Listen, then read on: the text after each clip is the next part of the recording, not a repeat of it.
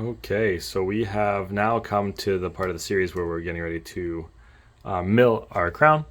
So we've just hit the arrows until this stage. We make sure everything's checked off, and then we can't forget to check the margins.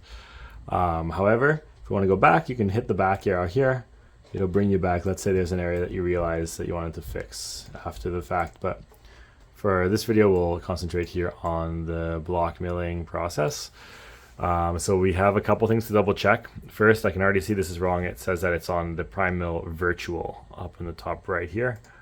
We don't want that. What we want is our actual unit. It says it's busy for some reason, so we may as well use this, and we're gonna go take a look why.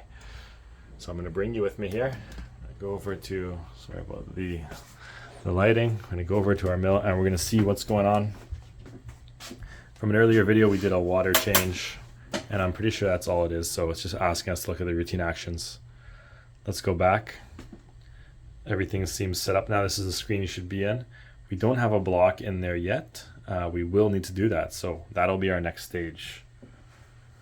If we go back to our computer here, we can check on the Primemill machine. Let's just see here if it still says busy. It does not. Now it says no block. That's fine. We can click on it. And we need to figure out what color block. Again, this is our second check. So we've put an A3.5. And that's what we'll take a look for right now.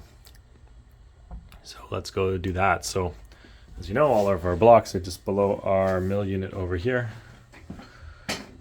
Let's just bring you down so you can see as well. Just in this drawer. Perfect, and we'll just find the A3.5 and put it into the Primemill, which I'll show you in one moment. Okay, so once we've chosen our correct block from the drawer, we'll bring it up. I actually had a slight modification. This one, you'll see it's going to say A3. We're going to use this video also to do some custom shading so that we can learn a little bit about that. So I'm going to go a slight shade lighter. And what we'll do is we'll show you how to bring that to a darker shade. So on the Primemill, you'll see the screen up here. What we need to do is just push on where it would say for a block to be scanned in. On the back of the block, there is a QR code. And then at the bottom here, there is a camera. You need to get that, I'm trying to do it on camera here so you guys can see, QR code into that circle, and it will register it. All the information will be filled out for you in that case. There are sometimes, there's an occasion where it doesn't work. Let's go back, see if we can do that right now actually. And I'll show you how to enter it manually. So if you hit skip scanning at the bottom, you can enter the blocks manually as well.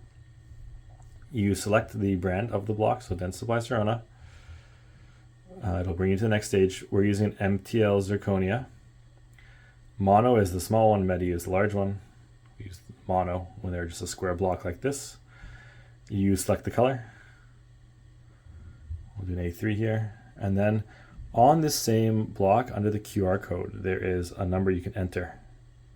So Z2300EB. Let's try it. Z2300EB.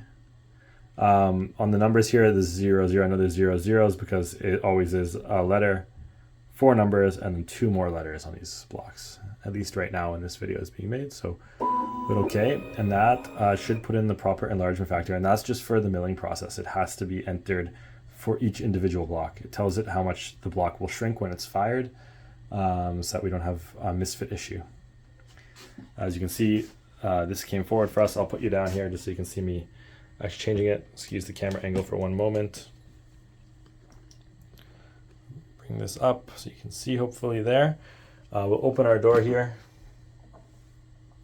On the back of the block there is a little key, and that key has to fit onto the key in the Primemill, which is right there. So we position the block so it sits in that key. What you can do is if it goes on wrong, you can actually spin it and you'll feel it clip in. Again, sorry for the camera angle there. A little bit of a limited space. And this is where I have to put you down because you need 2 hands for this part. In the base of the unit, there is a screwdriver. It has a torque set on it so you don't over tighten. You'll put one finger on top of the block and push down firmly. And then you will screw in, there's a little screw key on the side until it clicks. I do it twice. You don't need to do it twice. As long as it clicks once, I just like to make sure that it's nice and in there. I will zoom you into that key at the bottom of the block here. So it's just an Allen key. However, you have to use that torque wrench. When this is finished, we will close the door. Every block needs to do a touch process. So we will start that. It auto pops up. We'll hit OK. This machine will configure to make sure this block is in properly. So it'll always say spin to run in our machine. I don't know if it's something just with our specific machine, but it's not a problem. It figures itself out when that block starts to go. I'll just hold you here for another couple seconds while that starts. You can see what it looks like. It'll take 1 minute. And it should be starting any moment now. Here we go.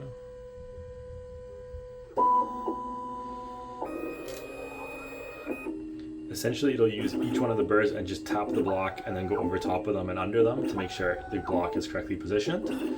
If it is not, it'll say spindle run in error, which means we have to open it up and reposition that block. Something has gone wrong. It's not locked in properly. Like I said, it takes a minute, so good to do that when you're here. We're gonna head back over to, oops, sorry about that, our screen, which will finish up the final step here. So I'll just get you positioned while that's going. Right now, it just says touching, it's the wrong block, but it'll correct in a moment here when that's finished. One of the things I like to do is make sure that that sprue, which is this little circular piece, is on the buckle side, so it is not here. So we will change that. So we use the sprue tool, and we will rotate that to the sprue side. When that is on the buckle side, what we'll do is we'll just hit start. We'll make sure it's A3, and we will just hit start here, and that'll start milling. All right, so this is the block milling just for fun. I'll let you just take a look at it. I'll combine these videos to be one, but it'll start to mill now. So we have our time. We know we have 7 minutes. This is a great time, for example, to get the prime. Here, I'll move out of here just so you guys can hear, but we'll watch for a little bit longer. So the machine will use its I'll do that so you can see a bit better. It'll use its 4 burrs and just kind of mill out the block into that crown that we designed. It is a great time to check or put resins into your sprint ray or any other printer system that you have that you need to continue working, because you have 7 minutes now to do kind of upkeep. If I don't have anything to do, what I will do is just give the lab a clean. So do countertops. I use the alcohol bottle there and just some of that blue paper towel. Clean everything down nice and thoroughly. There's a lot of chairs in here today. And some camera equipment that's not usually here. Also, it's a good time to just do inventory. We need more A3 blocks. That was the last one, so it's a good time to order that. We need more A3.5 and A4s. I'll check to make sure this is all working properly in the meantime. I just do the maintenance stuff, so I'm checking to make sure that there is enough powder in our micro etcher, which can be found at the bottom right drawer there in a box.